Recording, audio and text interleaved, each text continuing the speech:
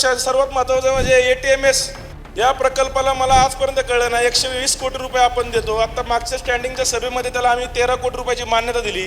प्रकल्प तो वर्ष पण नाही झाला, त्याचा मेंटेनन्स त्या संबंधित ठेकेदाराकडे पाहिजे. पण प्रकल्प झाल्यास त्याला आपण 13 कोटी रुपयाची तरतूद त्या ठिकाणी केलेली आहे. आज जवळपास 120 चौकामधले सिग्नल सुद्धा त्यांनी महानगरपालिकेचेच वापरलेत. मग कुठल्या गोष्टीसाठी आपण त्यांना पैसे देतो? त्यामुळे मला असं वाटतं की अशा अनेक ठिकाणी या पुणे महानगरपालिकेचा पैसा चुकीच्या मार्गाने बाहेर जातोय.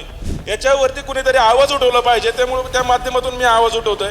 त्यामुळं मी या ठिकाणी स्वर्गीय बापट साहेब असतील, स्वर्गीय कलमटे साहेब असतील, स्वर्गीय अजितदादा पवार साहेब असतील, यांच्या माध्यमातून येणाऱ्या काळामध्ये ज्यांनी या पुणे शहरासाठी आत्मीयता होती, येणाऱ्या काळामध्ये आपण या नेत्यांचं नाव या पुणे शहरामध्ये कायम कुठेतरी राहावं यासाठी निश्चितपणे प्रयत्न करूया.